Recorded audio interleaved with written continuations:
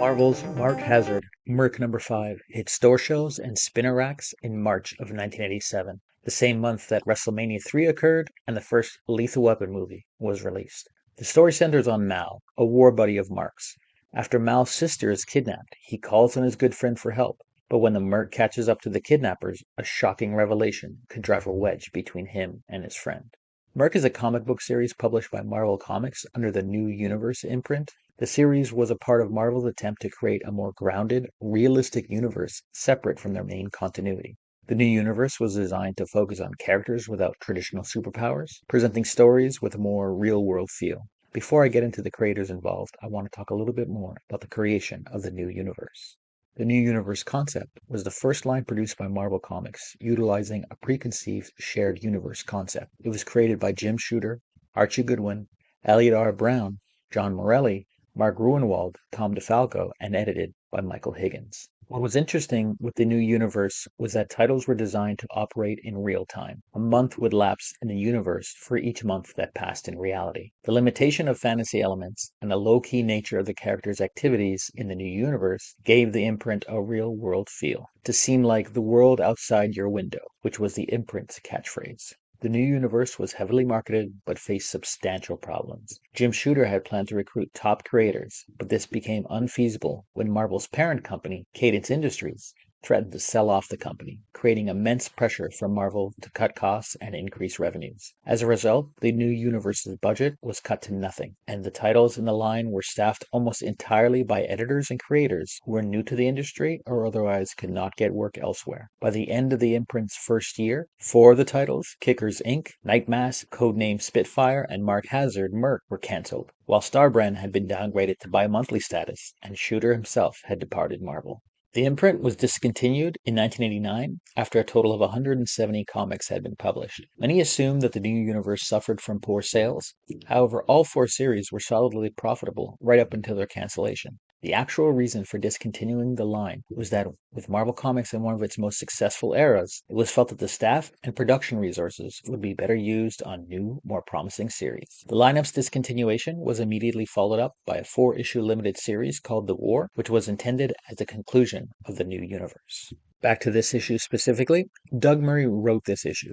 Doug served as a non-commissioned officer in the Army in Vietnam during the Vietnam War. He worked at Marvel Comics from 1984 to 1991. He was the main writer on the popular 1980s comic series The Nam. Mark Beachum penciled this issue. His most notable credits include work in Web of Spider-Man, Samurai, and Vampirella. Mark shifted away from mainstream comics not long after this issue, and is now a writer, painter, publisher, photographer, and filmmaker known for his renditions of the female figure. Jack Fury inked 3 issues for Marvel, all in the new universe, Merc number 4 and 5, and Justice number 1. He's listed as colorist for Captain America 356 and Fantastic Four number 330. He was letterer on Peter Parker, The Spectacular Spider-Man 121, all between 1986 and 1989. John Wellington began at Marvel just a year prior as a comic book colorist. He worked for Marvel for almost 10 years before shifting to DC on the Detective Comics titles. Wellington is currently retired from the comic book industry and works as an independent artist. Through the 1980s, cover artist Gray Murrow did sporadic but diverse work for Marvel and DC, ranging from stories of Lois Lane, Zatanna, and Jonah Hex, as well as horror and science fiction stories for Eclipse Comics. Letterer Rick Parker got his start in the comics industry at Marvel Comics in the late 70s. Parker is probably best known as the artist of MTV's Beavis and Butthead comic book, published by Marvel from 94 to 96. He wrote and illustrated his own graphic novel, Dead Boy, in 2010. Natty Blaustein and Pat Redding were the editors of this issue. In the late 80s, Blaustein worked for Marvel Comics as an editor and worked on several issues of Web of Spider-Man, Marvel Tales, and Marvel Saga, and as a writer on several issues of Conan the King. She wrote assorted comics published by DC in the early 90s, including a few for Impact Comics imprint and TSR line. Pat Redding has made significant contributions to Marvel Comics, particularly through her work on Conan the Barbarian and The Nam. Her involvement on multiple volumes of Conan the Barbarian and Conan the King helped bring the iconic warrior's adventure to life during the 1980s. Her work on The Nam showcased her versatility in handling both fantasy epics and war narratives. Her editorial influence spanned across a variety of Marvel's graphic novels and series. As noted previously, Jim Shooter, one of the founders of the New Universe imprint, was editor-in-chief at this period of Marvel Comics. I've spoken often about Shooter in several other videos. Be sure to check them out. Since this episode features bikers and their motorcycles, I thought it would be fun to try and identify the bikes depicted in this issue. From the research I did, basically asking Google and Reddit for help, I learned that these bikes are not modeled on anything in reality. They clearly have 1960s style Harley-Davidson inspiration, but they essentially don't exist. If you disagree, hit me up in the comments with your interpretations.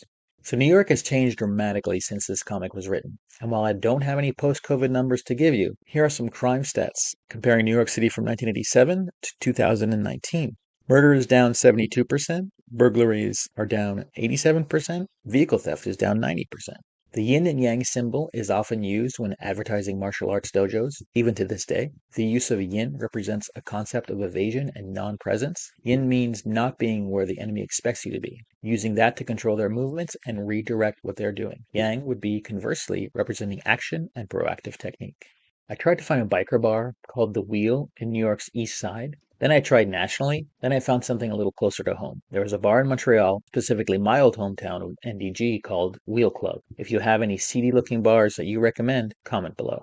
The action in this issue culminates in a meetup at the Cloisters. This is a very real location in the Washington Heights neighborhood of Upper Manhattan, New York City. The museum, situated at Fort Tryon Park, specializes in European medieval art and architecture, with a focus on the Romanesque and Gothic periods.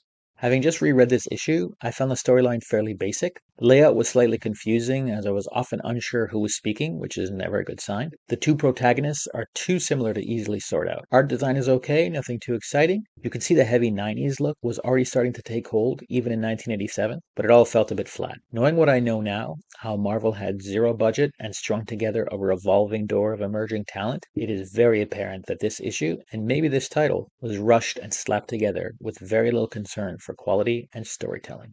The limited run of New Universe titles like Mark Hazzard would make you think that these are rare and valuable. However, the general low quality of the work and the overall lack of interest drives the price down. I saw an issue on sale for $10.78 on eBay and as high as $17.88 on Amazon.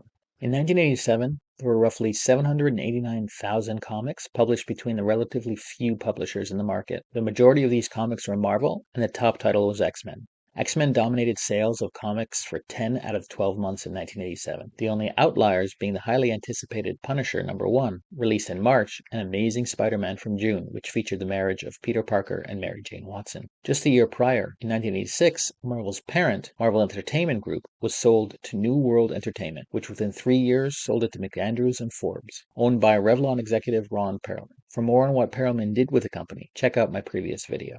1987 was a transition year for advertising in the comic book industry. There's a distinctive difference between the old school Atlas bodybuilding and micro bugs ads to the large, family-friendly advertisements of M&Ms, Jolly Ranchers, and gum-filled lollipops. Marvel was advertising 2 titles from their main universe, one being the first issue of Fallen Angels, which deals with a team of fictional superhuman teenagers, a spin-off of the New Mutants. The series starred Sunspot and Warlock, along with the character Boom Boom from The X Factor, along with several additional characters, many of whom were obscure Marvel figures. It only lasted 8 issues. The other was The Nam, a war comic series detailing the U.S. war in Vietnam from the perspective of active duty soldiers involved in the conflict. As mentioned previously, it was initially written by Doug Murray and ran for 7 years beginning in 1986, which was intended to roughly parallel the events of Vietnam from 1965 to 1973. During its run, The Nam was nominated for the Best New Series category of the 1987 Jack Kirby Awards. I saw 3 amazing ads on the Atlas Body page, the first being Atlas Body in 7 days. I wish. The other promising to deliver advanced bugging equipment, telephone bugs, concrete mics, and pen bugs, all for $2. Finally, this ad for raising bantams, chickens, ducks, turkey, guineas, or geese for a hobby. Send $1 for a picture catalog. I'm almost tempted to try it out. By the way, a bantam is a small variety of fowl, usually a chicken or a duck. Marvel imprint Epic Comics advertised the Alien Legion graphic novel by Carl Potts. Alien Legion features a military unit, Force Nomad, similar to the French Foreign Legion. Within the Marvel Comics multiverse, the Alien Legion universe is designated as Earth 98140. The new universe is designated as Earth 148611, for those who are interested. Instead of finding a comic shop advertised in this issue, and there were plenty, I decided to find one as close to the east side of downtown New York as possible. If you're in Manhattan, I recommend you check out Midtown Comics Downtown, located at 64 Fulton Street, or you can check them out at midtowncomics.com. Thanks for checking out this video. If you want to see more, please hit like and subscribe. If you have suggestions for comics you want me to deep dive into, please leave a comment below. Please help and support real artists. AI is great for a lot of things, but not for creating art and replacing artists. Thank you.